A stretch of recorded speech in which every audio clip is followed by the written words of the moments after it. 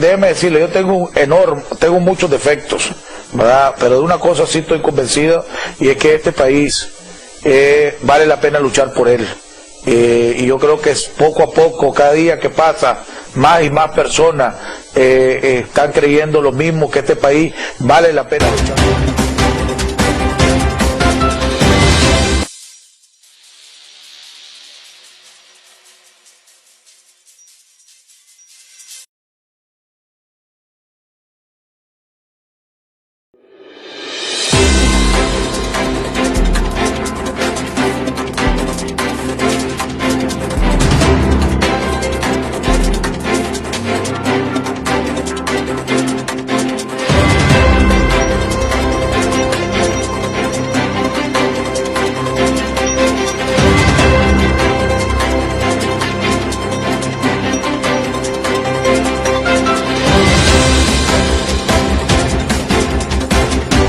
Déjeme decirle, yo tengo muchos defectos, ¿verdad? Pero de una cosa sí estoy convencido, y es que este país vale la pena luchar por él. Y yo creo que es poco a poco, cada día que pasa, más y más personas están creyendo lo mismo, que este país vale la pena luchar por él.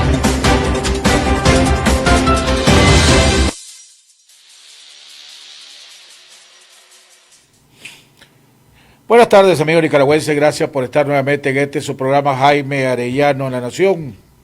Gracias por permitirnos llegar hasta sus hogares para poder compartir el análisis, los puntos de vista y opiniones de nuestros invitados de honor. El día de hoy, como todos los martes, como ya los últimos 4 martes, vamos a estar continuando a oír los puntos de vista de 2 invitados de honor. Vamos a estar platicando con el doctor Enrique Zelaya, comandante Henry, y con el doctor Enrique Sáenz, uno desde algún lugar en Nicaragua y otro desde San José, Costa Rica. Con ellos vamos a estar haciendo un análisis oyendo sus puntos de vista de los principales acontecimientos políticos. Ya entramos al mes de diciembre, estamos en el 1 de diciembre. Vamos a hablar alrededor de la crisis política o los tiempos tumultuosos que se están viviendo ahorita en la política nacional, primero con la expulsión de la diputada María Fernanda Flores de Alemán de la Asamblea Nacional y le quitando su diputación, y después el día de ayer, donde la coalición nacional decidió, después de 3 horas y media de debate, suspender totalmente al Partido Liberal Constitucionalista hasta que arregle su litis y den muestras de que ya son, según el comunicado más o menos, ya no siguen pactando o hablando o negociando con el gobierno. La pregunta es, bueno, pero vamos a estar hablando de ese tema con nuestro invitado, vamos a estar hablando con ellos, ya estamos a 1 de diciembre, desde las últimas 2 veces que hemos platicado, hemos hablado de la necesidad de que se dé una reunión entre todos los diferentes sectores de la oposición para establecer un cronograma de como una calendarización de las propuestas de la OEA o las 7 condiciones que dio la OEA y que le puso al gobierno para que puedan haber unas elecciones con garantías, para que se respete la voluntad de la mayoría de los nicaragüenses. Vamos a preguntar al doctor Henry y a Enrique Sáenz, sobre todo el doctor Henry, cómo va eso, ¿verdad? Vamos a estar hablando de ese punto y la importancia de tocarlo y de lograrlo. Vamos a estar hablando también de los demás temas y de la crisis económica que cada día se está profundizando más. Hoy vimos los diferentes precios de muchos grados básicos que se han disparado, frijol, arroz, la leche, etcétera. Y la dictadura que sigue arremetiendo la represión. Vimos lo que hicieron con la familia Montenegro al lado de Huilí, y hemos visto hasta cuando veníamos para acá, estaba el edificio donde estamos nosotros, estaba rodeado de policías, ahí estaban, no pararon ni nada, no sabemos por qué estaban, pero la verdad que nunca nadie sabe por qué es lo que hacen y cuándo lo hacen. Lo que sí sabemos que no están donde deberían de estar. Antes de entrar con ellos dos, sí, yo solo quisiera hacer un comentario nada más, porque después lo vamos a hacer, vamos a intercambiar puntos de vista, tanto con Enrique y con el doctor Henry. Y es, hombre, qué falta de profesionalismo se dio hoy en el Canal 10 cuando dieron una emboscada a el representante de la UNAP, Félix Maradiaga, que llegó a una entrevista, invitado a una entrevista en el Canal 10. Ya había terminado la entrevista, estaba en la acera del Canal 10 platicando con una persona que en ese momento inclusive se detuvo porque le estaba pidiendo apoyo. Cuando lo llegaron a invitar y le dijeron a Félix que se regresara al set porque querían entrevistarlo para el noticiero del Canal 10. Cuando Félix entra al set del Canal 10, lo sientan y le ponen el micrófono ese de mano y le dicen que está la llamada de Arnoldo Alemán. Eso no se hace. Eso es una emboscada poco profesional. Me extraña que un periodista tan joven como Willy Narváez se haya prestado a eso. No me extraña que el Canal 10 lo quiera hacer. Cuando yo estaba en el Canal 10, Arnoldo Alemán se apareció en el set. Yo estaba entrevistando a Eduardo Montealegre y se metió al set. Yo en ese momento mandé a cortar el programa, ¿verdad? Fuimos a un corte comercial y yo le pregunté a Eduardo Montealegre, mira, Alemán no está invitado, no tiene por qué estar aquí, no sé por qué está aquí. Si vos permitís que se quede, si vos estás de acuerdo que se quede, yo lo dejo que se quede. Si vos no estás de acuerdo que se quede, yo le pido que se retire. Y Eduardo dijo, no quiero que se quede. No estaba invitado para eso, estaba invitado para una entrevista con vos, no para un debate con alguien. Y le pedí muy cortésmente al doctor Alemán en ese momento que se retirara del set, ¿verdad? No quería al principio, pero se tuvo que retirar del set y hasta ahí nomás llegó. Y digo esto porque Arnoldo Alemán tiene amistad, es amigo del dueño del Canal 10, Ángel González. Entonces no me extraña que Ángel González esté metiendo las manos, y metió las manos para, o creo, conociendo el historial, para hacer esto que es lo que sucedió el día de hoy. Y al mismo tiempo felicitar a Félix Maradiaga, con el cual hemos tenido fuertes contradicciones y debates, porque no perdió la cordura, contestó lo que él creía contestar, y a pesar de que la emboscada, y digo que le hubieran avisado que lo iban a emboscar, todavía después le volvieron a Alemán seguir continuando, ¿verdad? No voy a ponerme a decir quién de los dos tiene la verdad o quién de los dos miente, porque yo solo en un momento dado me imagino que algún medio que tenga periodista entrevistarían al doctor Urtecho para que diga cuál de los dos es el que está diciendo la verdad. Pero no es correcto lo que hicieron en el Canal 10, lo que hicieron en el programa de la revista de la mañana, no es correcto, es poco profesional lo que se hizo, y ojalá que otros medios no cometan el mismo error que cometieron el Canal 10. Yo creo que todos los dos, Willy Narváez y el equipo del Canal de la Mañana, le deben una disculpa a Maradiaga y le deben una disculpa a la misma audiencia, porque no es correcto, ¿verdad? Si realmente quieren ser un programa profesional, si lo que quieren es armar pleitos de perro como el programa Laura de Perú o esos programas amarillentos, está bien, pero que los invitados sepan a lo que está haciendo. Yo nunca cuando he invitado a alguien, lo he emboscado o lo he traído a un programa sin que sepa quién es el otro invitado en caso de que haya otro invitado. Vamos a leer, antes que nada, vamos a continuar con la oración, la lectura que nos dejó el Padre Tomás y que el mismo Monseñor Mata la semana pasada dijo que refleja la realidad de lo que estamos viviendo los nicaragüenses. Es Efesios 6, versículo del día al 20, la armadura de Dios. Por lo demás, hermanos míos, fortaleceos en el Señor y en el poder de su fuerza, vestidos de toda la armadura de Dios, para que podáis estar firmes contra las acechanzas del diablo. Porque no tenemos lucha contra sangre y carne, sino contra principados, contra potestades, contra los gobernadores de las tinieblas de este país, contra huestes espirituales de maldad en las regiones celestes.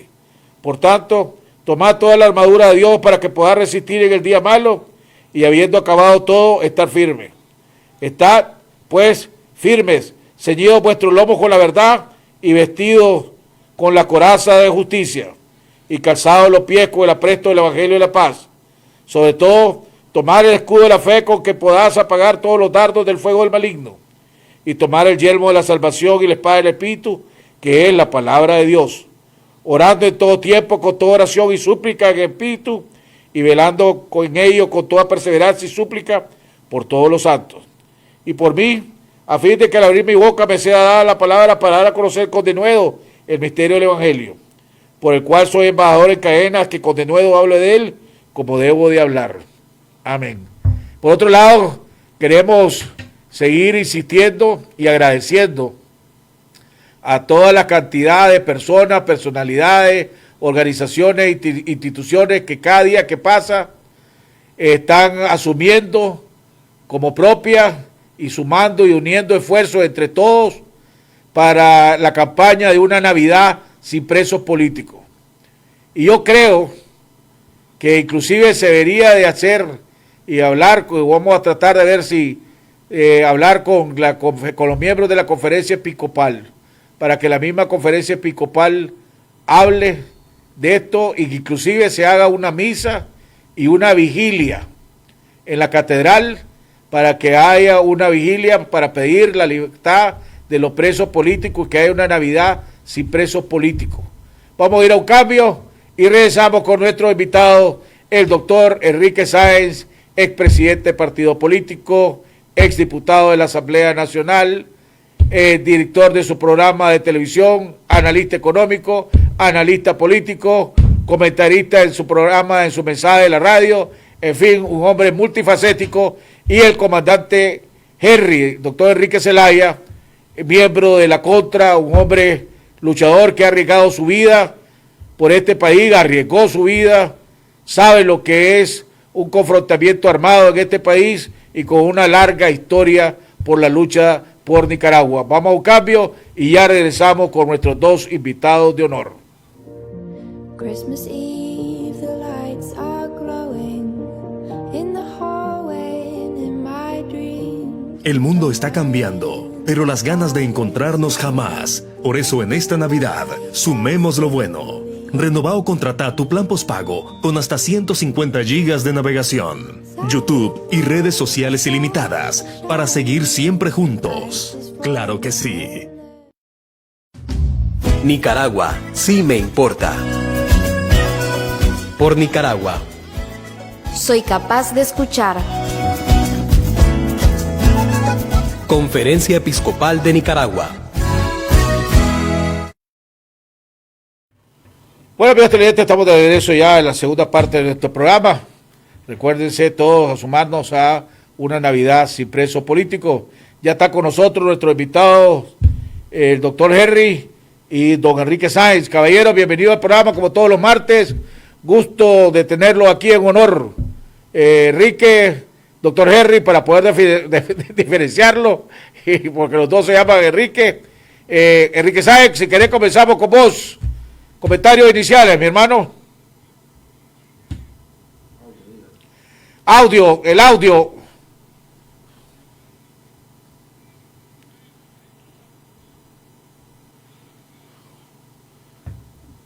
En primer lugar, presentar el nuevo uniforme del programa, ¿verdad? Porque si pueden observar, Henry y yo venimos uniformados. Me hubieran avisado, hubiera buscado uno igual.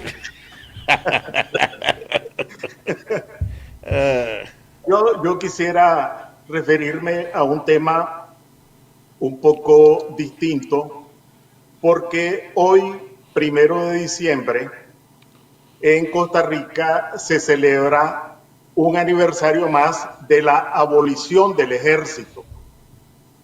Esta, pues podría considerarse una fecha más, pero esa decisión marcó la diferencia entre el curso histórico que siguió Costa Rica y los demás países centroamericanos. Probablemente, sobre todo las personas más jóvenes, no conozcan que en Costa Rica hubo una guerra civil en 1948, guerra, ¿verdad?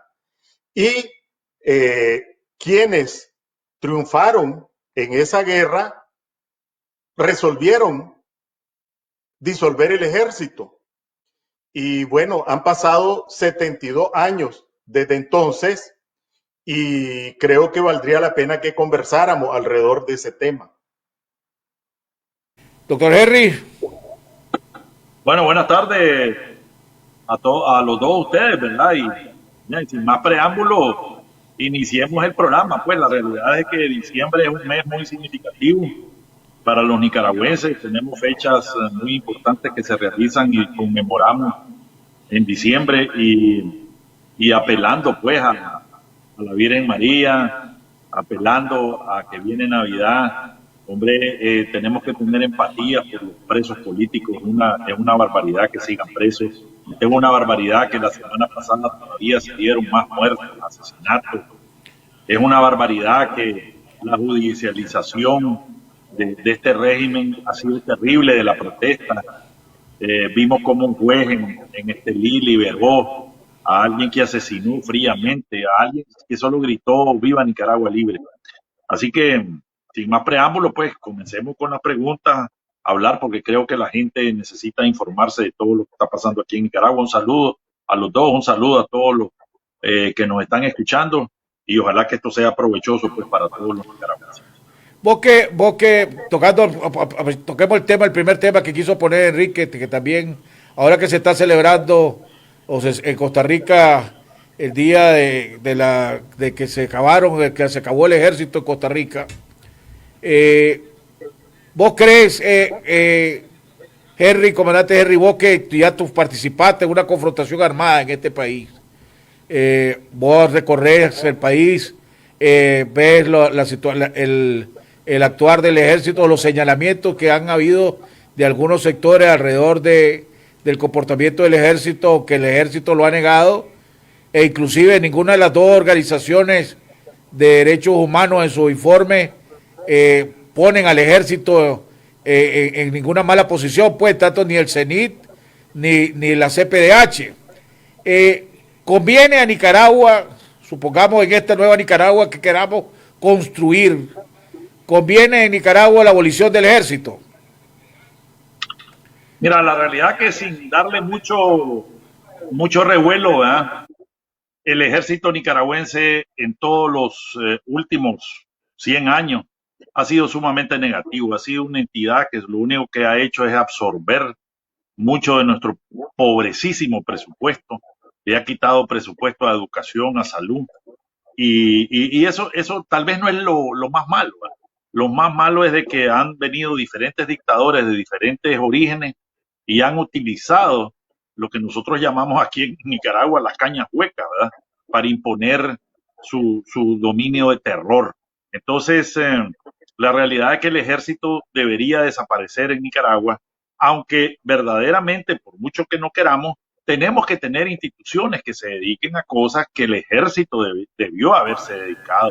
La guerra contra el narcotráfico, la seguridad en nuestras fronteras, pero debería ser, creo yo, bajo ese orden. Y otra cosa es que desgraciadamente la mayoría de los que reclutan estas organizaciones, como el ejército, hombre, pasan por unas escuelas donde los adoctrinan, ¿verdad? En el tiempo de Somoza pues era su jefe y todo. Ahora, inclusive los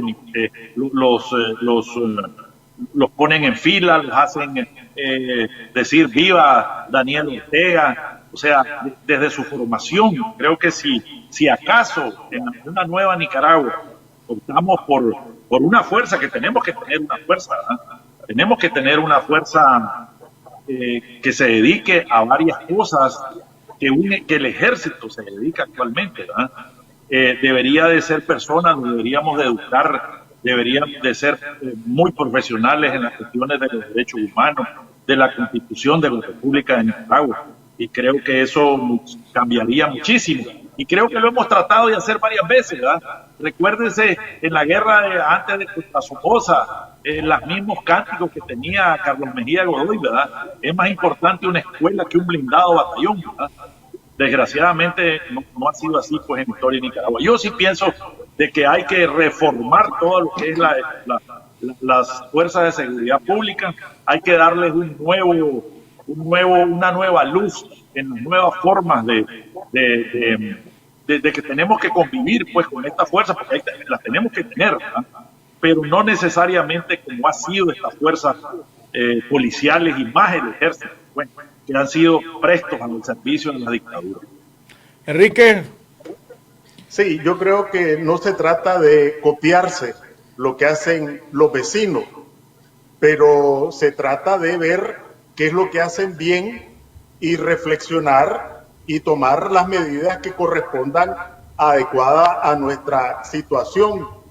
Vamos a ver, Costa Rica tiene 72 años de haber abolido el ejército. Los otros 4 países centroamericanos pues han seguido con los ejércitos.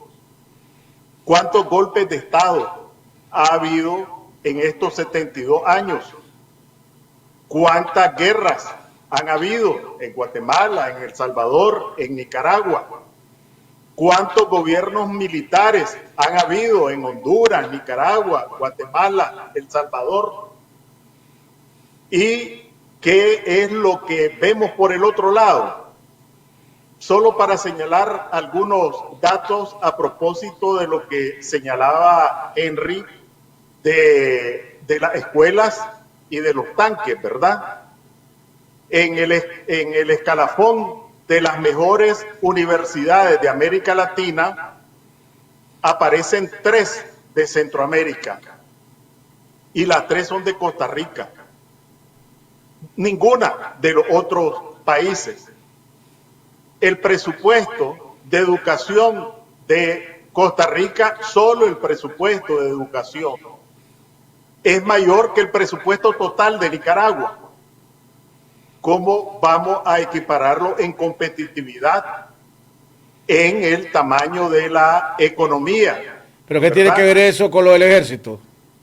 Bueno, porque se han ahorrado durante este tiempo el gasto que significa el ejército, los conflictos que significa para la dinámica política tener una fuerza armada que la estiran de un lado, la estiran de otro lado. El hecho de no tener un gasto en el ejército, primero han tenido paz, no han tenido un año sin paz.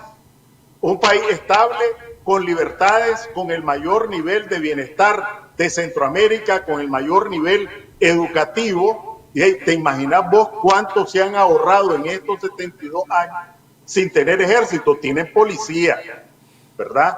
Y tienen pues su fuerza contra el narcotráfico, etcétera. Pero no tienen que gastar en tanques, en aviones, en marina, en batallones, etcétera. Esos son millones y millones de dólares que cuando lo sumas por año, cuánto hubieran progresado los otros países centroamericanos, no solo Nicaragua, si hubiéramos seguido en la misma ruta. Bueno, yo creo que no puede comparar, aquí estaríamos comparando pera con manzana desde mi punto de vista. Lógicamente vos tenés la historia hasta 1989, después la historia de 1990 al 2006 y después del 2007 a la fecha, ¿verdad? La guardia, que en los tiempos de Somoza definitivamente era una guardia partidaria al servicio de la dictadura, ¿verdad? Después el ejército sandinista se convirtió en un ejército que tiene lo mismo, un ejército para proteger a los 9 comandantes y la revolución, ¿verdad? Pero siendo, tratando de ser objetivo, pues pongámosle. Desde 1990, cuando doña Violeta entró y logró, cambió al general Ortega y se aprobó la ley militar, de carrera militar, el ejército venía avanzando considerablemente en su profesionalización, y inclusive era útil para Nicaragua. Acordémonos del tamaño del país que nosotros tenemos comparado con el tamaño del país que es Costa Rica, ¿verdad? Lo que pasa es que, de nuevo, Ortega, así como destruyó todo, destruyó todos los avances profesionales que se habían hecho en el ejército y lo que se había tratado de hacer en la policía, ¿verdad? Pero de nuevo, o sea, ahora, en cuestiones de ahorro, tengo entendido, y no puedo decir que sé mucho de esto al respecto, pero la policía de Costa Rica está también equipada, mejor equipada inclusive que el ejército de Nicaragua, ¿verdad? Entonces, vuelvo a yo no creo que sea a niveles de nuestros países, yo no creo que sea tanto el costo de mantener uno, mantener el otro. El problema es que uno logró profesionalizarse, ¿verdad? Y poder institucionalizarse y profesionalizarse y no volverse partidario. Y aquí en Nicaragua lo que se había logrado se perdió, creo yo, pues. Esa es la idea. Es un debate que va a salir, que en un momento dado, cuando vivamos en una verdadera democracia, yo creo que se va a tener que tener aquí en Nicaragua la utilidad o la no utilidad de tener un ejército aquí en Nicaragua. Si va a ser un ejército profesional, tal vez valdría la pena. Pero yo no hacía la comparación con Nicaragua, hacía la comparación con Centroamérica, ¿verdad? Entonces, tiene que haber una explicación que dé razón de por qué Costa Rica está muy por encima económicamente, en términos de bienestar, en términos de seguridad, en términos de libertades, de instituciones, que todos los demás países de Centroamérica. ¿Por qué será? La clave es, vos lo dijiste en parte de tu comentario, la educación. En Costa Rica se decidió invertir en educación e invertir en la institucionalidad, y eso ha hecho que el país progrese. Los demás países de Centroamérica se han desgastado en dictaduras militares o en dictaduras corruptas, ¿verdad? Y no han querido y han visto la educación como una carga, ¿verdad? Como un gasto en vez de como una inversión, algunos. Y otros gobiernos lo han hecho por estrategia, porque un país no educado, un pueblo no educado, un pueblo bruto, como para decir una palabra, es un pueblo que es más vulnerable y más sujeto a ser controlado. O sea, ha sido por cuestiones de estrategia, creo yo. Henry, para que después entremos a otro punto. Yo te quiero decir algo, y recordate que yo soy contra, pues. Correcto. Peleamos muchísimos años contra un ejército que básicamente invadió, pues, los territorios del norte y el centro del país, queriendo, pues, cambiarle su modo de vida. Pero hay que ser justo en esto, pues, porque estamos tocando un tema muy importante, como son las fuerzas de seguridad de cualquier país.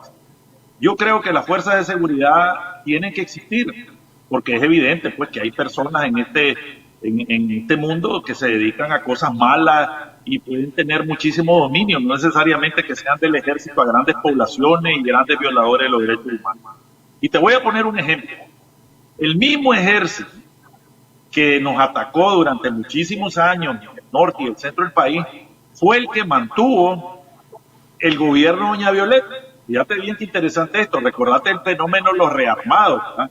Cuando una entidad política que fue el Frente Sandinista armaba a sandinistas y a contras en contra del gobierno de doña Violeta.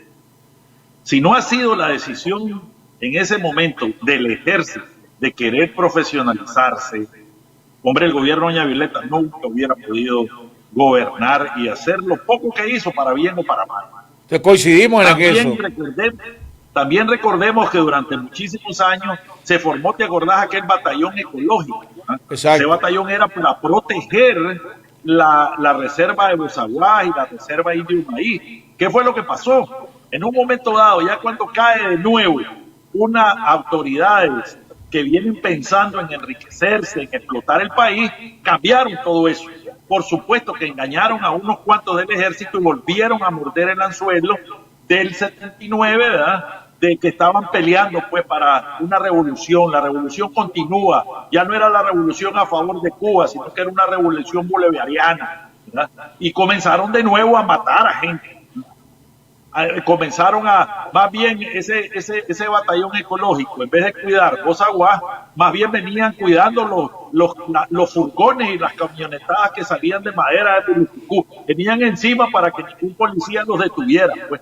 Entonces, la realidad es de que en este caso muy bien viene aquel dicho nicaragüense, ¿verdad? El niño llorón y la china que lo pellizca, ¿verdad? Entonces, la verdad es de que el ejército ha sido manipulado por autoridades políticas corruptas, ¿verdad? Y creo yo pues de que lo que debemos de hacer en una nueva Nicaragua es ver a qué capacidad necesitamos nosotros en las fuerzas de seguridad. Por ejemplo, el abigeato, recordate pues la ganadería, y los datos los puede tener Enrique Sáenz mejor que yo. Básicamente creo que en el último informe del Banco Central, básicamente el 60% del PIB venía de la ganadería, tanto carne como en leche. Y es el mayor ladronismo que puede haber, es el mayor delito que existe en Nicaragua, el abigeato. Y la policía no lo puede controlar debido a que no existía un control de armas. Pues tenía delincuentes armados con ACA y una policía armada con una pistola. Pues, entonces no fue orientado hacia lo que verdaderamente debería ser, pues, ¿verdad? Pero también estoy de acuerdo con Enrique que nosotros no necesitamos tanques. Pero volvemos a lo mismo. Porque de a dónde la imagen que venía construyendo el ejército, a dónde se empieza a deteriorar cuando llega Ortega. Si desde cuando llega Ortega y lo juramenta, desde ahí en la juramentación les dice que se acuerden que son sandinistas y de la revolución y su orina y todo desde ahí se ve la estrategia de ellos de corromper. Pero volvemos, o sea, volvemos a lo mismo, es cuestiones de los caudillos y los dictadores que desgraciadamente hemos tenido nosotros en este país, y que Costa Rica ha tenido la inteligencia, el pueblo, de no permitir que eso suceda. Costa Rica, gracias a Dios, no ha tenido un dictador. No, inclusive cuando ha tenido presidentes corruptos, el mismo pueblo no lo ha permitido, el sistema no ha permitido que haya presidentes corruptos, y cuando sale corrupto y se descubre corrupción, caen presos. ¿Cuántos expresidentes ticos han estado presos? 2 o 3 que me acuerde ahorita, en los últimos tiempos.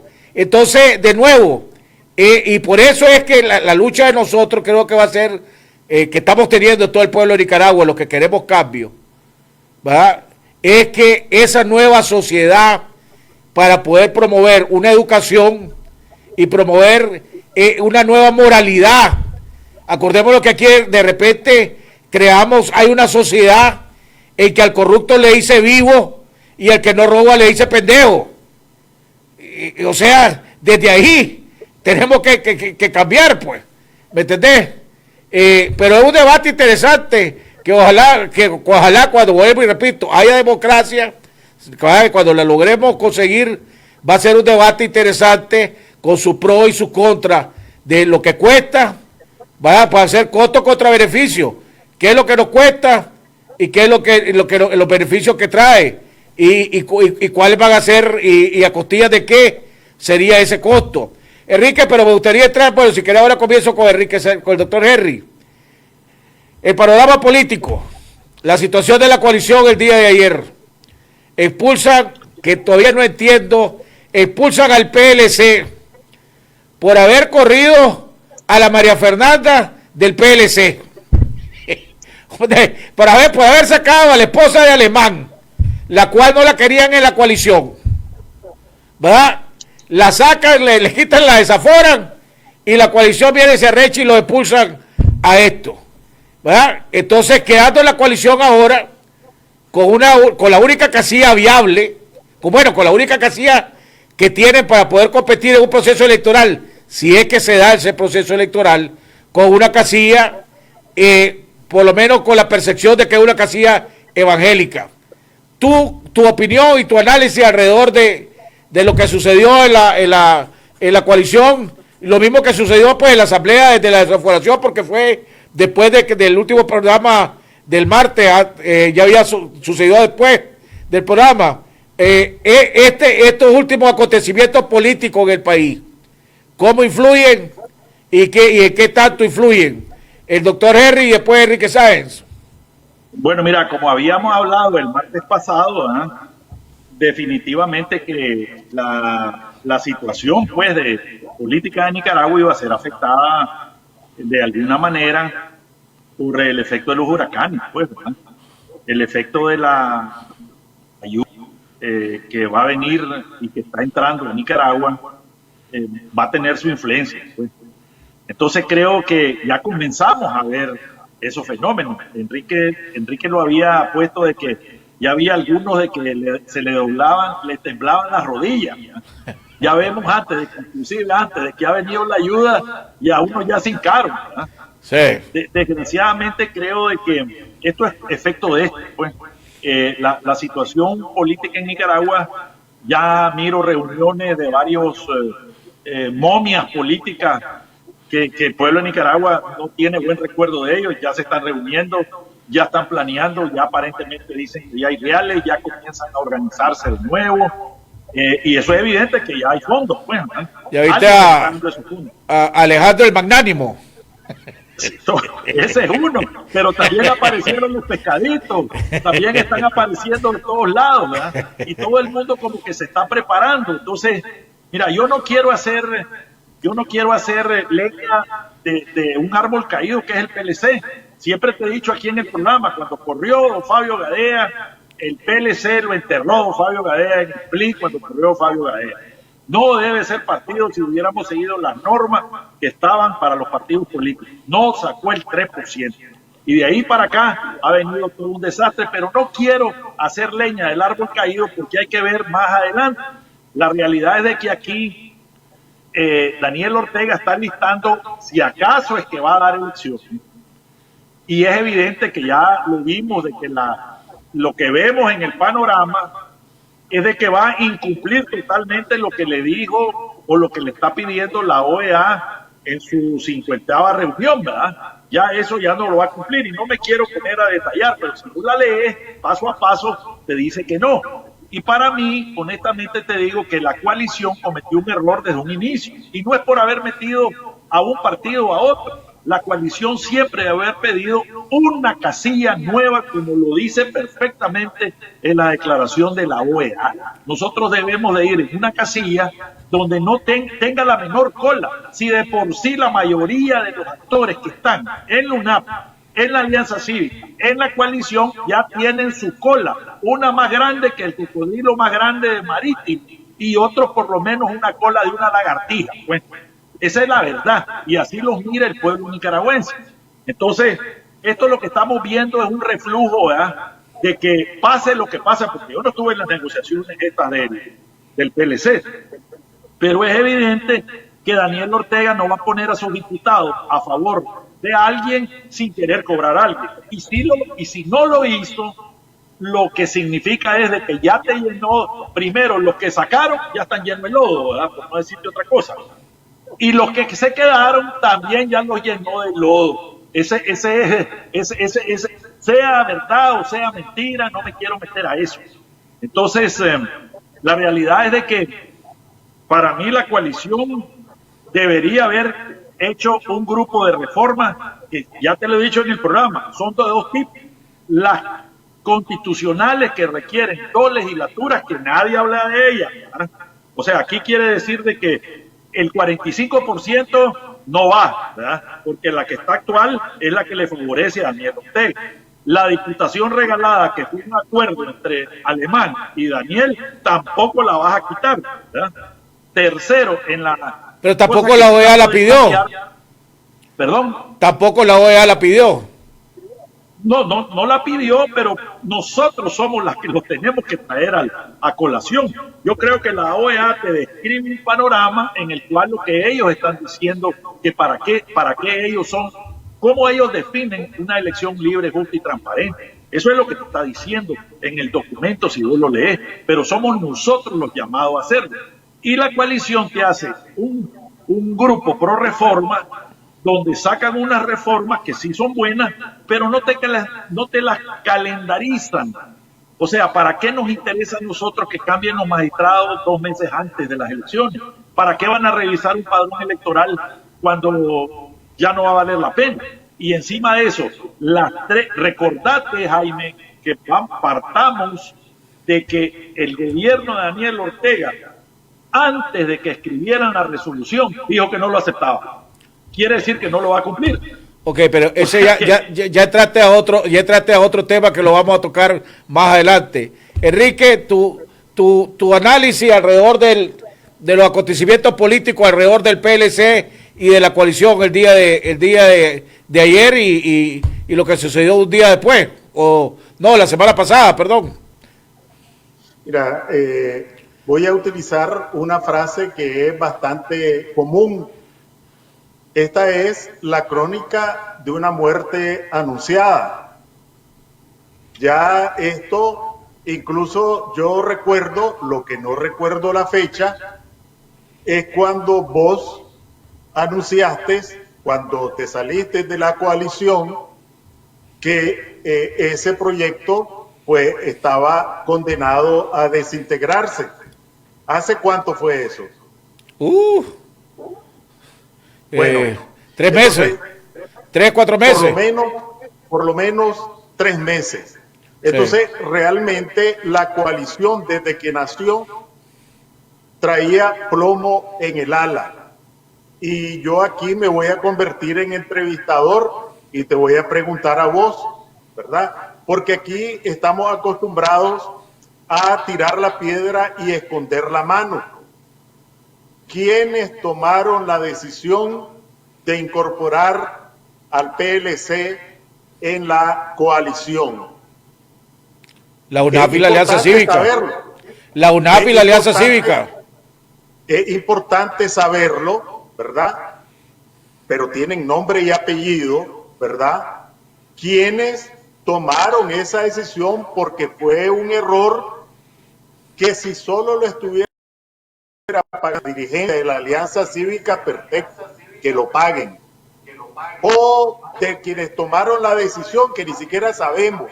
Y yo creo que en función de la transparencia, es importante saber quiénes cometieron ese errorazo político que estamos pagando todos.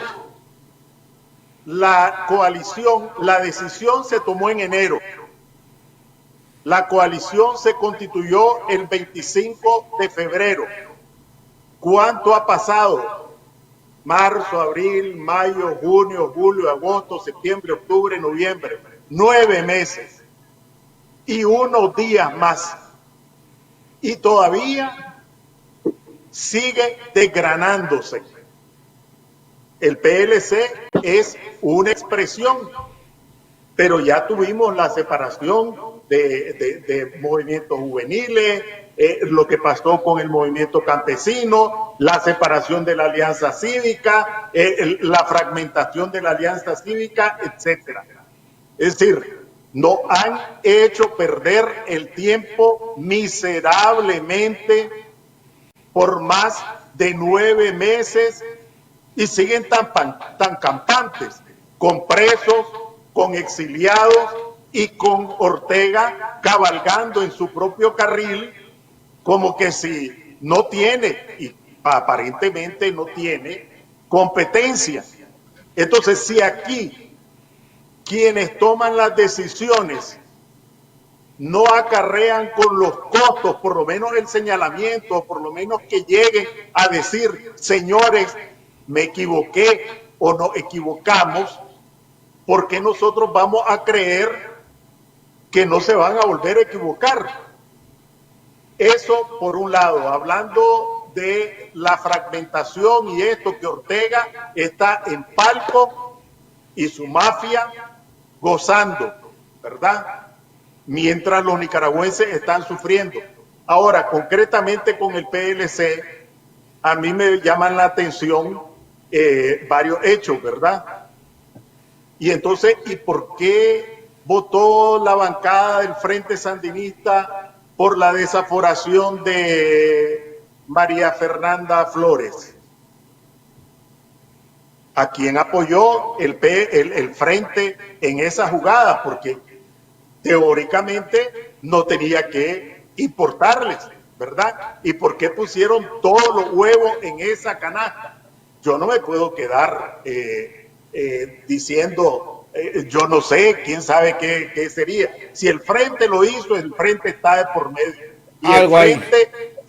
Y el Frente solo puede meter la mano para agarrar la tajada del león. Entonces aquí tenemos que preguntarnos, y estamos como aquella, ¿verdad? Cuando jugaba Henry Chavalos, te tiro, te mato, ¿verdad?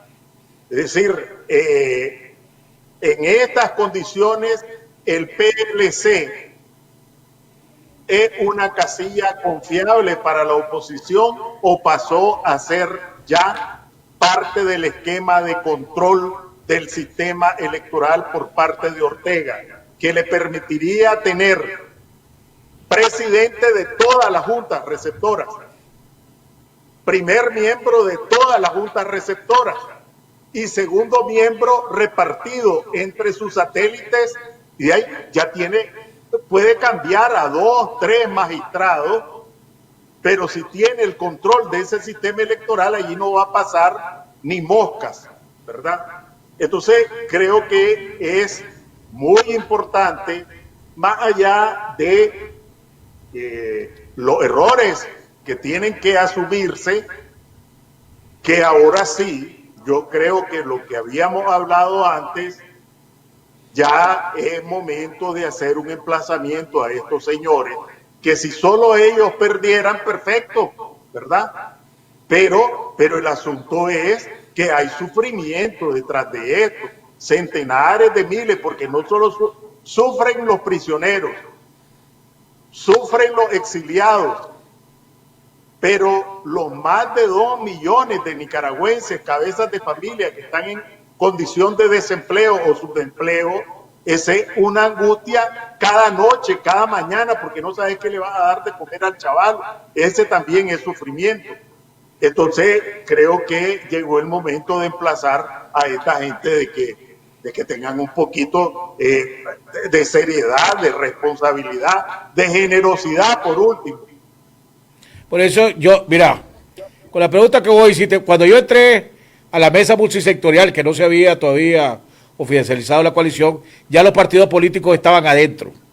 Pero tengo entendido que la invitación la hizo la UNAP y la Alianza Cívica, y había una comisión bipartidista de los dos sectores que fueron los que se entrevistaron en la primera ronda para invitar a los partidos políticos.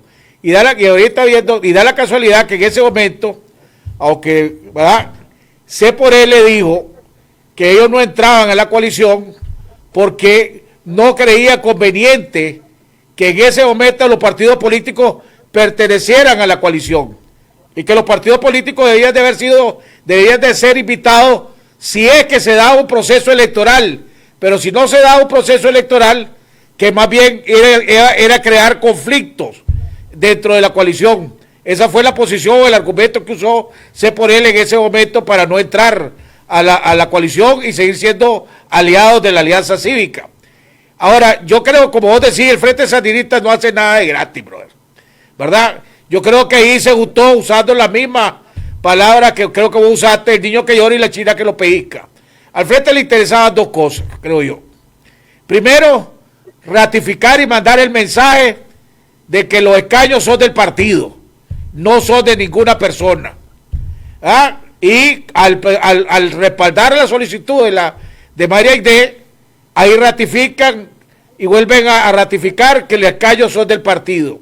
Y dos, yo creo que ellos ya tomaron la decisión también de que Alemán y Compañía Limitada le sale muy caro y ya no le saca ningún beneficio, ¿verdad?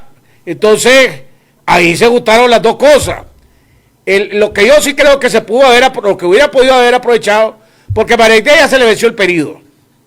Aquí hubiera podido aprovechar para presionar y buscar una convención lo más rápido posible y de esta manera tal vez deshacerse de todo lo que huela a Alemán. Pero en fin, yo lo dije desde el principio y por eso me salí. Ahí hay muchas dudas, porque así como que el Frente le hizo el favor a María Aidé, pongámosle, el Frente le hizo el favor a Brooklyn Rivera de Yátama, cuando lo primero lo quitó, lo desaforó para llevarlo a juicio, después el juicio se suspendió y le volvieron la inmunidad, y ahí está. ¿Cuál fue el favor que tuvo que pagar o va a pagar? No sabemos. La casilla que le dieron al PRD se la dieron después de que Cerrato participó en las elecciones del 2006 y salió reconociendo que Ortega había ganado legítimamente. Ahí están las declaraciones en el 2016. Entonces, esa coalición, ¿verdad? Usando las palabras de Henry, ahí hay unos que tienen una cola de lagarto, de saber de lo más largo, ¿verdad? Y otra con unas colitas de lagartija, pero ahí hay colas de sobra, ¿verdad? Entonces, yo creo que la coalición, ya ayer se terminaron de ellos mismos, ¿verdad? Por lo mismo que ellos cosecharon lo que sembraron, ahí ya dejó de ser una opción viable para el país. De los que están adentro, sí, me pregunto, y ya te hago la última pregunta para que toquemos, si querés, después lo del cronograma, que es importante. Henry, el Boque, la resistencia, en su gran mayoría, ¿verdad? 95%, si no me equivoco, viene del campesinado. Y el campesinado también es liberal y conservador en su gran mayoría, pero su gran mayoría es liberal. Ahora que expulsaron al liberalismo, al PLC, de la coalición, ¿qué tanto respaldo va a tener o qué tanta presión va a seguir o se le va a poner a Medardo de la facción que lo está siguiendo a él, pues, porque hay ahí como 4 facciones en el movimiento campesino? ¿Qué tanta presión va a tener ahora Medardo para no continuar ahí, tomando en cuenta que tendría que ir en un casilla evangélica y con el MRS, ¿verdad? Y la articulación de aliados, que son los que controlan la UNAP? ¿Qué tanta presión viene ahora sobre Medardo para continuar ahí?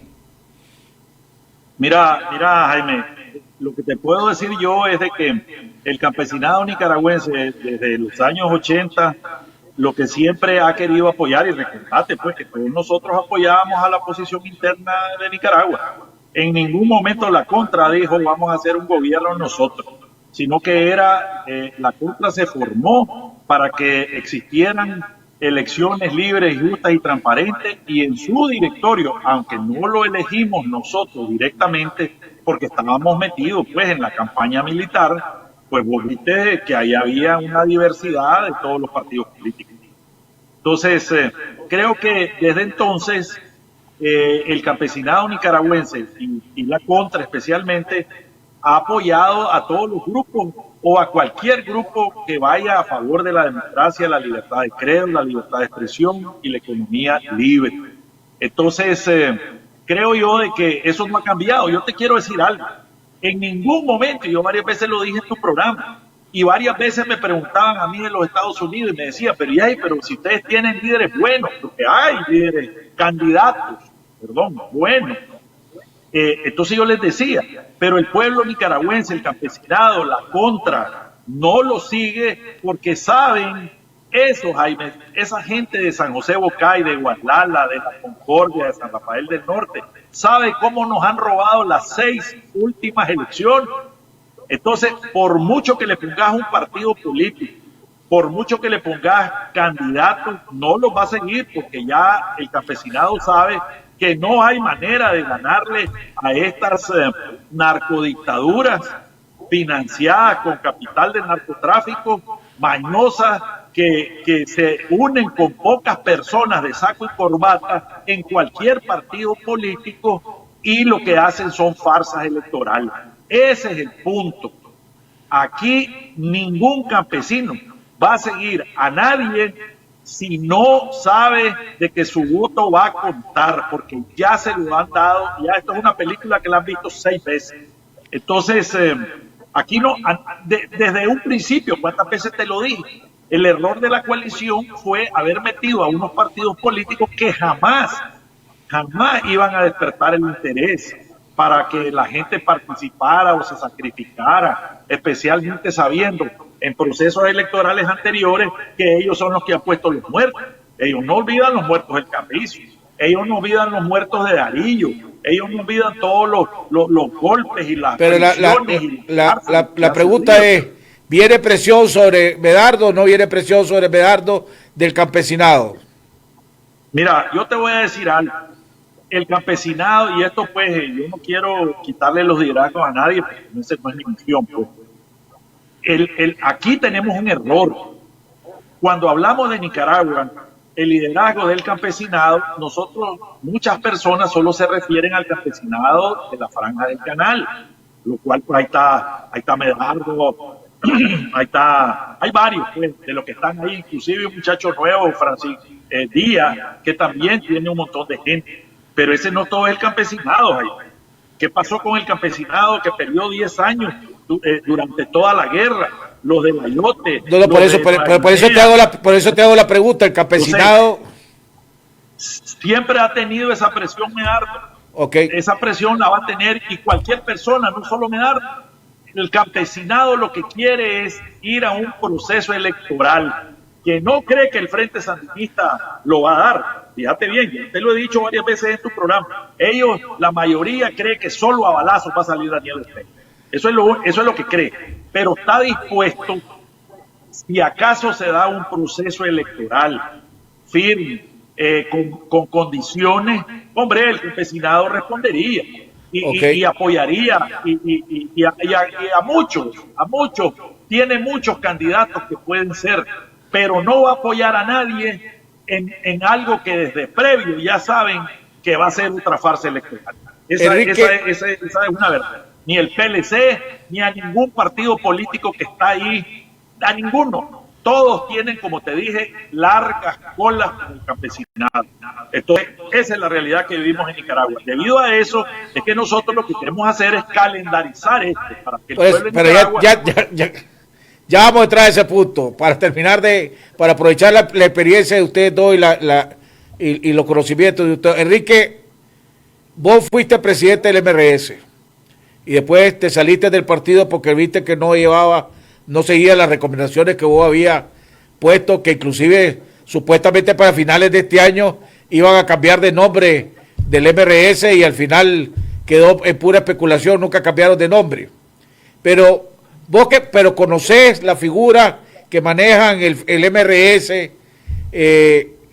¿cuál es el trasfondo del MRS? Porque ellos fueron los principales promotores y los cabildeadores de la expulsión del PLC y yo lo dije desde el principio, ellos tienen un amarre con el PRD. ¿Vos crees que es el trasfondo de ellos, de insistir en ese amarre con el PRD y hacer todo el trabajo necesario para que el PRD sea la única casilla en esa coalición? ¿Cuál es el trasfondo de eso con los conocimientos que vos tenés de los liderazgos de ese movimiento? Mira, yo creo que esto difícilmente puede decirse que ha sido gestionado y determinado por una organización política, porque sería sobreestimarla, ¿verdad? Pues que se haya salido la alianza cívica de la coalición, pues fue una decisión de la alianza cívica. Que el conflicto al interno del PLC fue un conflicto. No, yo estoy claro, pero yo te digo, la reunión de emergencia, la convocatoria de la reunión de emergencia con el único punto, la expulsión del PLC, y ese era el punto, expulsión del PLC, la propuso la UNAP y la coordinó la UNAP y cabildió la UNAP.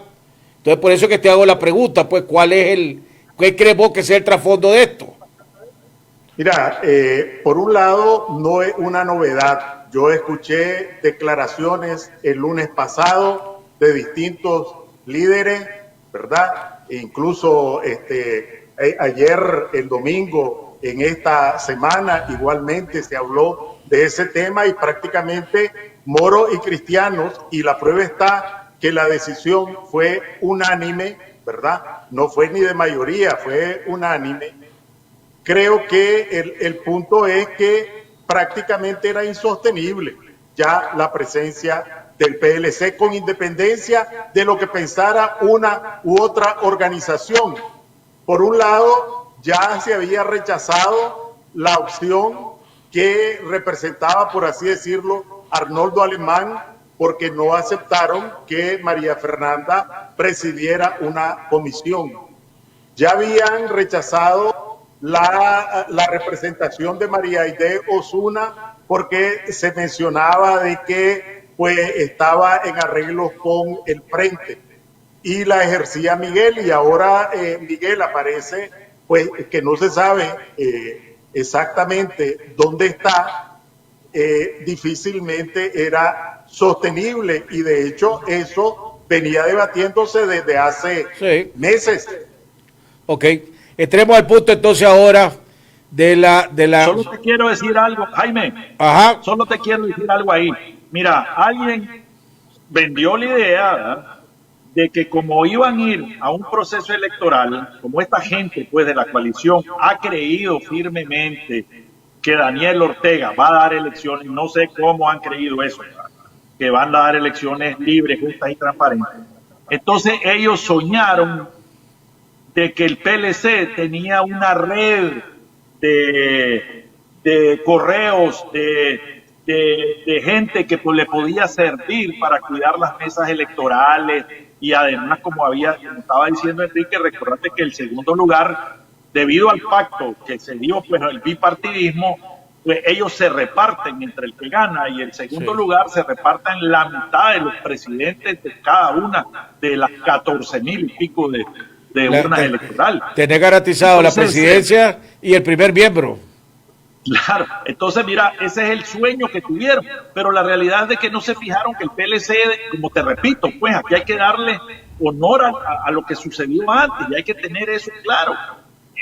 Cuando Fabio Gadea corrió en el PLI, el PLC desapareció, y también hay que recordar de que lo que sucedió el 18 de abril, claro que influyó e impactó a toda Nicaragua. Entonces, ya esta gente no es del PLC. Los partidos políticos creen de que son dueños de las personas que militan, y eso no es así. Entonces, nosotros, la oposición en Nicaragua, tiene muchísimas personas preparadas, que fueron preparadas en su momento por el PLC, después muchos fueron preparados por la ALN, muchos otros fueron preparados por el PLI, si es que acaso se diera un escenario en el cual vayamos a unas elecciones libres y transparentes, pero no es el PLC. Lo que me lleva al siguiente punto, que es lo del cronograma. Enrique mencionó temprano y hablaba de los tiempos y de las reformas electorales y de la elección de magistrados, etcétera.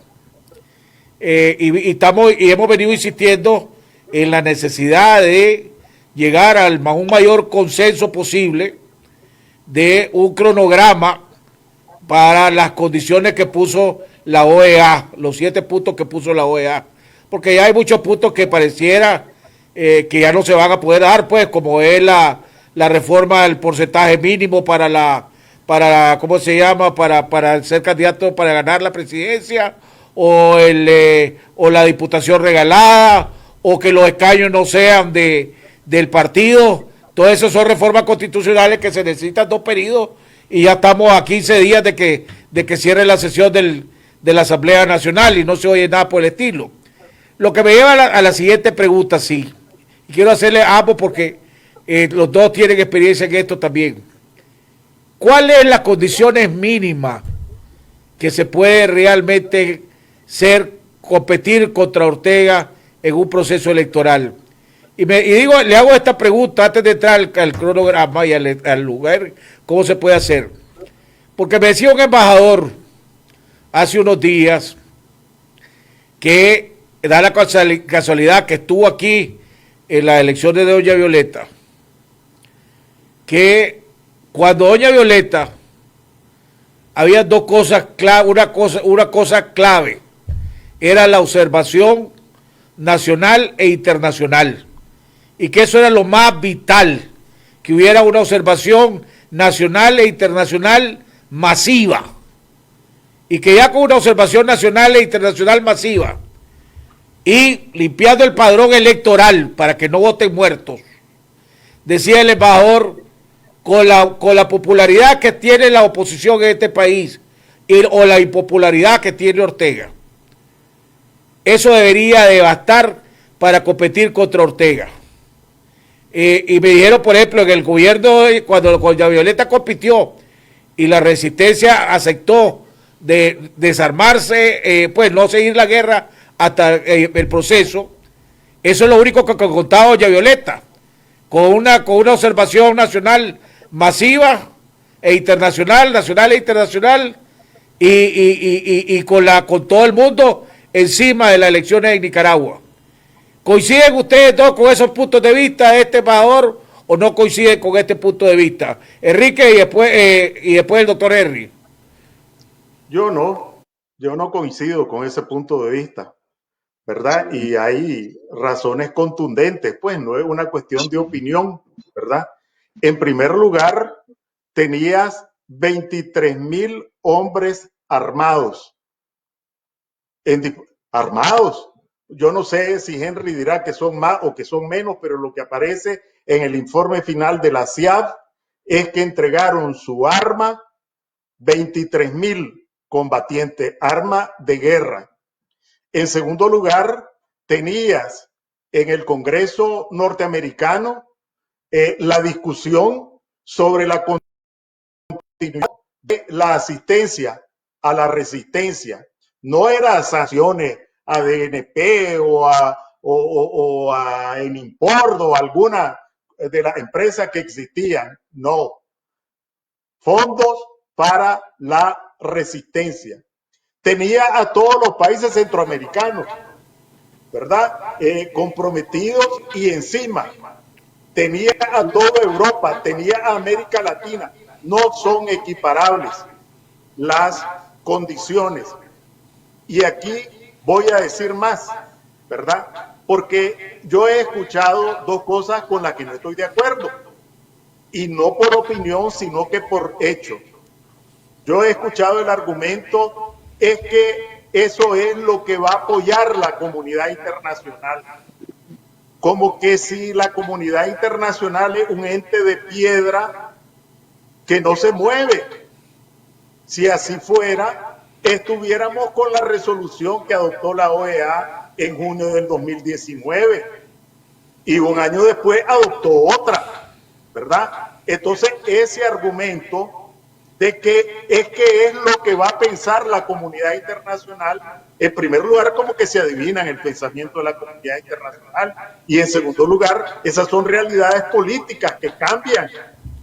En segundo lugar he escuchado de la resolución de la OEA. Más allá que tenga esto u otros puntos, en derecho y en política existe lo que se llama causas sobrevinientes. Y después de la resolución vino la ley de ciberdelitos, vino la ley de agentes extranjeros. No podían estar en la resolución porque no habían sido aprobados. Y entonces porque no están en la resolución, nosotros no le vamos a decir al Consejo Permanente o a los distintos gobiernos o a Almagro o a los europeos, señores, cuando ustedes aprobaron esa resolución no teníamos estas leyes fascistas. Ustedes no van, ustedes piensan que se pueden hacer elecciones con esas leyes vigentes. ¿Por qué nosotros vamos a ponernos una camisa de fuerza y una mordaza y decir, no, como en la resolución no está la ley de ciberdelitos, no la mencioné? Como en la resolución no están los prisioneros, no los mencionemos. Pero ahí donde entra, como no está la ley de agentes extranjeros, no los mencionemos. Ahí donde entra entonces la importancia de que haya la mayor uniformidad, pongámosle, en las condiciones mínimas para ir a un proceso electoral. Porque si la comunidad internacional, pongámosle, y voy a hacer un ejemplo, ¿verdad? No es que va a ser así, pero si la comunidad internacional, oye, por ejemplo, como digo el doctor Henry hace un rato, que la coalición está cegada en que va a ir a un proceso electoral, y si la coalición nacional dice vamos a un proceso electoral, y la Alianza Cívica dice no vamos a un proceso electoral, e Iniciativa por el Cambio dice no vamos a un proceso electoral, y como como dice, como se vio en los últimos tiempos, la comunidad, para la comunidad internacional, no hay ningún sector que se pueda arrogar el derecho de decir que representa la oposición de este país, y sabiendo que los países lo que buscan siempre es la salida diplomática más fácil, bien pueden avalar las elecciones. Por eso la importancia de crear ese consenso en ese cronograma y en esas condiciones mínimas necesarias para mandar la carta a la OEA, a la Unión Europea, a todos los embajadores, la carta, el pronunciamiento, la carta que habíamos discutido en este programa desde hace par de semanas alrededor de ese tema. Por eso la importancia de ese punto, Enrique, y después el doctor Henry.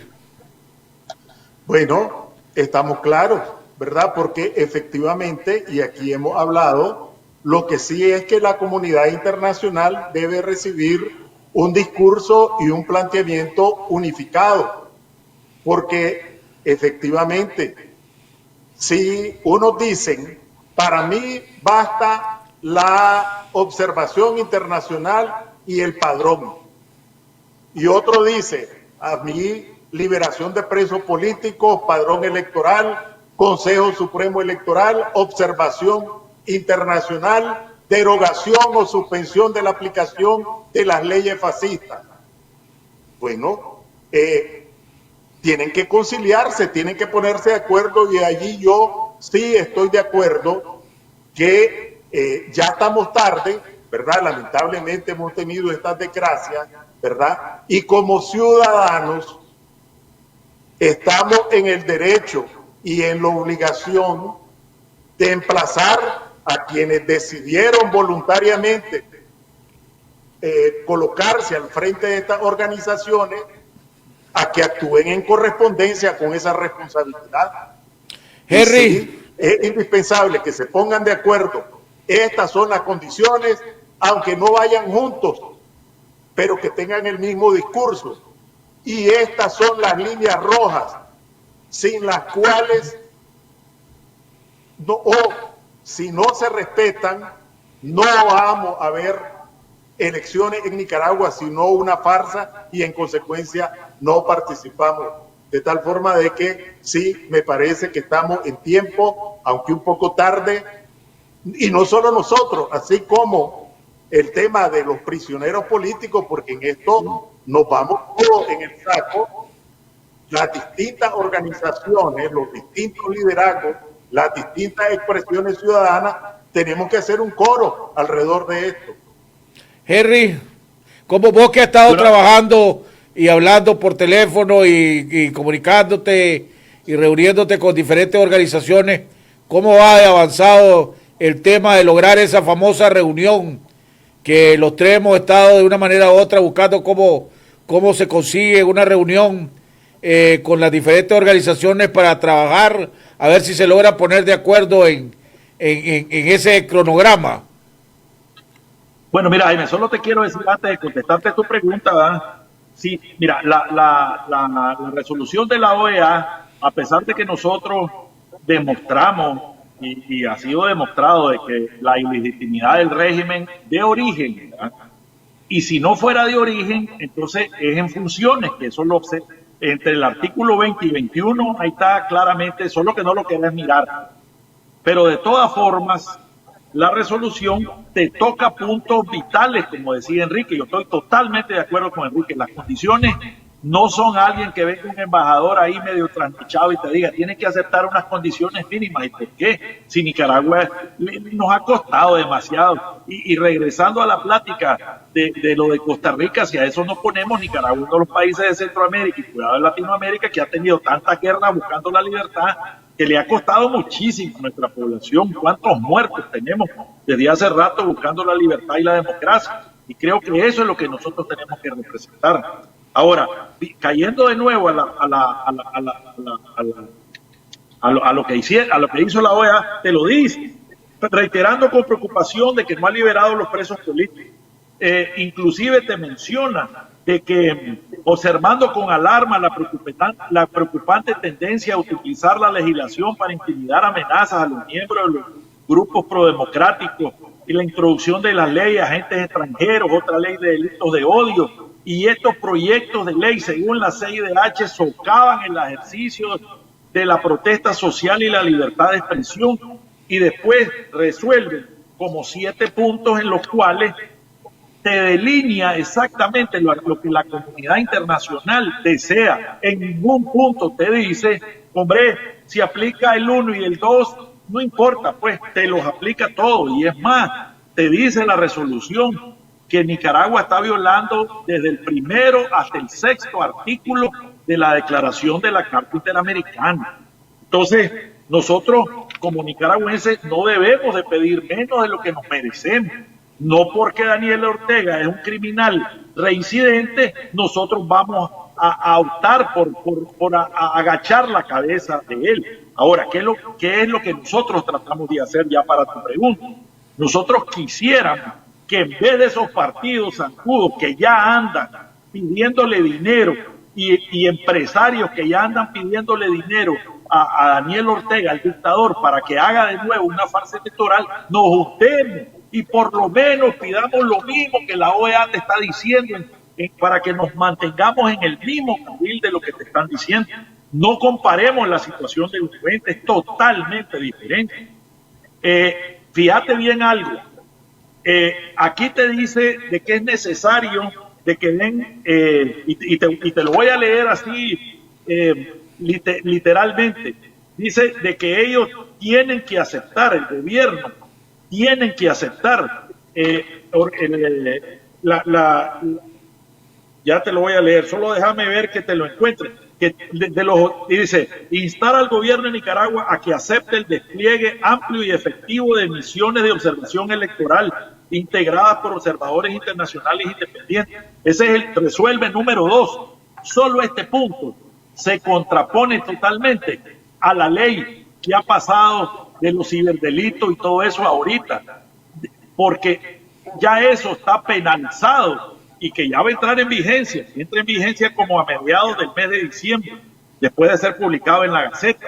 Entonces aquí lo que estamos haciendo es algo, juntémonos todos, pidamos lo necesario, lo justo, no lo mínimo, lo que debe llevar una elección, y que aquí le estamos diciendo a la comunidad internacional, abriendo los ojos, de que si Daniel Ortega lo diera, pues nosotros no tenemos Monseñor Mata, que yo lo tuve la oportunidad de entrevistarlo la semana pasada, decía, yo le pregunté que si él estaba dispuesto a ayudar a servir como facilitador y mediador para que se lograra hacer esta reunión, porque como vos sabes que ahora en un año electoral nadie quiere que el otro tenga el crédito de la convocatoria, y Monseñor Mata decía que sí estaba dispuesto. Después vimos declaraciones un par de días después de Monseñor Mática, más o menos diciendo lo opuesto, que si a la iglesia se le pedía, la iglesia debería de volver a asumir ese reto. Después hubo una especulación de que se creía que se estaba hablando de un diálogo con el gobierno. Y lo que se había dicho era la posibilidad de que ellos sirvieran de facilitadores y de mediadores en una reunión de los sectores, de los diferentes sectores de la oposición, tanto de organizaciones como personalidades. ¿Eso cómo va, Henry? Mira, va caminando. Ahorita lo que hicimos fue formar una organización que se llama el BUC, pues que no es nada más que todas las organizaciones que vamos a discutir esta calendarización. Hasta el momento ya llevamos más de 30 organizaciones. Se han citado gente muy importante de Nicaragua que ya dijo que iba a firmar la carta. Vamos a hacer la reunión en los próximos días. Creo que vamos a contar con mucha gente que va a ser sorpresa para muchos, ¿verdad? Esperamos de que muchos se adhieran a esto, porque como dice Enrique, hombre, nosotros tenemos que tener por lo menos el honor de hacerle a tantos muertos que tenemos, de pedir lo que verdaderamente es una reunión para discutir el cronograma, no para respaldar una propuesta de cronograma, ¿verdad? No, es que la propuesta ya está dada, pues, o sea, cuando, por ejemplo, la libertad de los presos políticos. Eso tiene que hacer inmediato. El derecho de las comisiones de derechos humanos, el derecho de la derecho constitucional, el que ya acepte como observador a la OEA, pero como observador ya debería de hacerlo. Entonces, creo que esas cosas nadie va a estar en contra de eso. Ahora, cuando, por ejemplo, solicitamos precisamente para no hacerlo de una manera que las 20 organizaciones que estamos ahí nos digan pues que solo nosotros pensamos. Entonces, por ejemplo, alguien dice, miren, yo pienso que los magistrados debería ser en enero, a finales de enero, el cambio de magistrados. Y algo muy importante, aquí viene una reforma a la ley electoral. Recordate que la ley electoral dice que el único que puede presentar propuestas a magistrados ante la Asamblea Nacional es el presidente de la República, que desgraciadamente este no es presidente, este es un presidente ilegal, pero como la Asamblea lo obedece, entonces... No, pero ahí está equivocado, la propuesta para los magistrados del Consejo Supremo Electoral es igualito que para cualquier otro puesto de los diferentes otros poderes. Puede presentar propuestas los diputados de la Asamblea Nacional, igual que el presidente de la República. Pues eso, no hay ninguna diferencia en la propuesta y en el sistema para elegir magistrados del Consejo Supremo Electoral o magistrados de la Corte Suprema de Justicia o inclusive contralores, pues, o todos los demás. Siempre necesita que una propuesta respaldada por una bancada o diputados y 56 votos. Si no lo tenés, fuiste listo y servido. No es solo el presidente, ahí está equivocado. Estoy casi seguro. Bueno, no vamos a entrar en discusión eso, yo no soy abogado, ¿verdad? Pero última vez que la leí, así dice, ¿verdad? Que es el presidente que hace la propuesta, no, y tiene que ser aprobado por un 70% de la Asamblea. Pero aquí en Nicaragua estamos hablando de lo mismo. Así es lo mismo, porque de todas maneras no hay... es la que les va a proponer, date claro que Daniel Ortega es el que les va a decir quién. Así es, aquí no hay... Daniel Ortega propone hasta un muerto como magistrado, la Asamblea va a decir... Lo va a elegir al muerto, así es, de eso estamos de acuerdo. Enrique, tu punto de vista y comentarios finales. Sí, yo no quisiera dejar pasar la oportunidad sin expresar repudio, ¿verdad? Y que la gente sepa el despojo que está haciendo el régimen de Ortega a uno de los sectores más vulnerables de la población con esto de la reducción del deslizamiento cambiario. El año pasado se redujo del 5% la devaluación anual al 3%. Y de manera ilegal, de manera fraudulenta, despojaron a los nados de más de 500 millones de córdobas, porque calcularon el ajuste de la pensión no con el 5%, como correspondía, sino con el 3%, aplicando de manera retroactiva una norma cuando está prohibida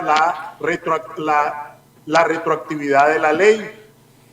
Esta vez, con esta reducción del 3 al 2%, pues ya no van a ser más de 500 millones, pero van a ser casi 300 millones. 21 millones de Córdoba mensuales. Mensuales, ¿verdad? Entonces, casi 300 millones. Pero eso en bloque.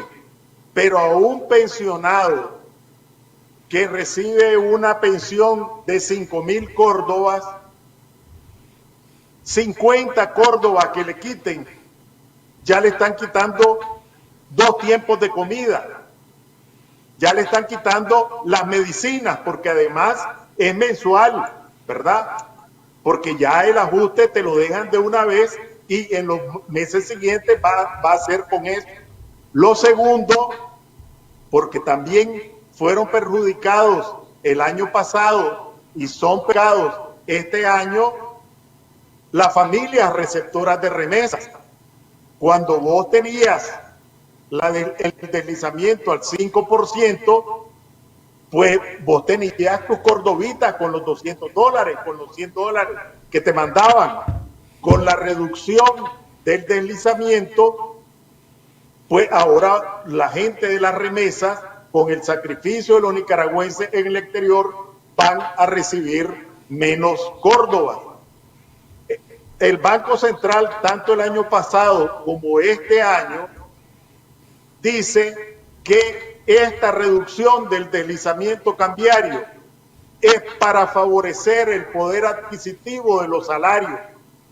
Una completa patraña, una burla, porque en el mismo Banco Central, en las estadísticas, aparece que en el 2020, a pesar de esa reducción del deslizamiento, los salarios reales de los trabajadores siguieron deteriorando, no mejoraron, ni siquiera quedaron estancados, empeoraron y todavía más están empeorando en el mismo nivel que en el 2019, cuando la tasa de deslizamiento era del 5%.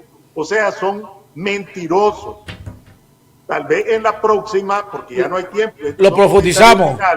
Vamos a tener que referirnos qué es lo que persiguen con esta patraña que perjudica a pensionados, receptores de remesas, exportadores, no genera empleo, no beneficia a los trabajadores, no beneficia a los empresarios, para que hablamos por qué están imponiendo esta medida. Henry, comentarios finales. Bueno, y siguiendo eso de estas medidas económicas, le tenemos que unir de que esta semana fue la 4ª vez continua de que aumentaron los combustibles. Las verduras están carísimas. Todo lo que es verduras, legumbres están carísimas. La carne de cerdo carísima. El cerdo se cotizaba más o menos, si comprabas un cerdo en pie, te lo podían vender a unos 22 córdobas, algo así. Hoy está a 34 córdobas. El frijol está a 17 córdobas la libra. Y con el pérdida del poder adquisitivo que está hablando Enrique, hombre, lo que este diciembre nos viene es más desgracia, más hambre, más pobreza.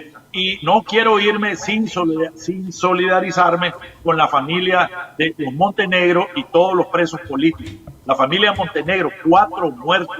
Un señor de 93 años, Ignacio Montenegro, su casa llegaron, le desbarataron las puertas con hachas, con todo, registrándole por armas, le secuestraron a otros nietos, y esto es un calvario que muchos de los nicaragüenses viven en todo el norte y el centro del país.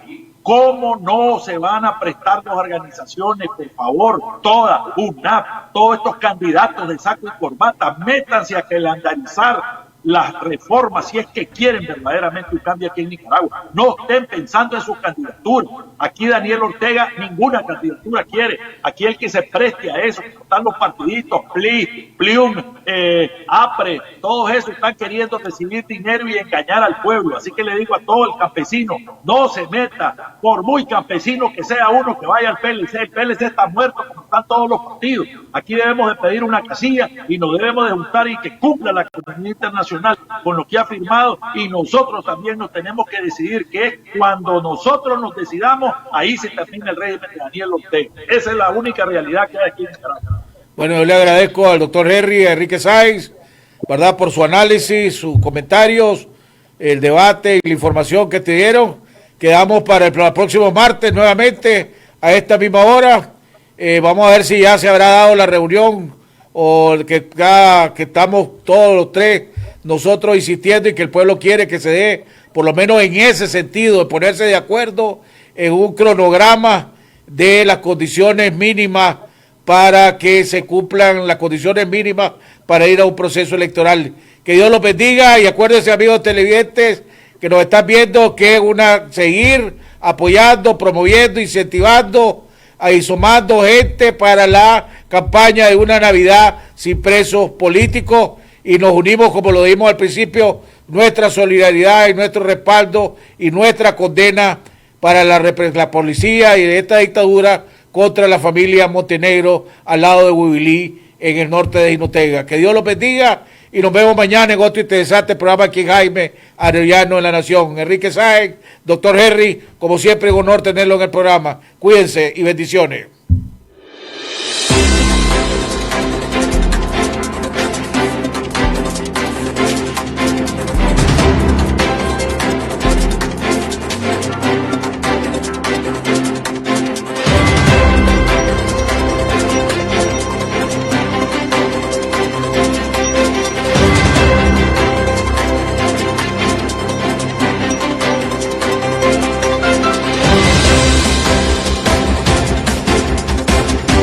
Déjeme decirle, yo tengo muchos defectos, ¿verdad? Pero de una cosa sí estoy convencido, y es que este país vale la pena luchar por él. Y yo creo que es poco a poco, cada día que pasa, más y más personas están creyendo lo mismo, que este país vale la pena luchar.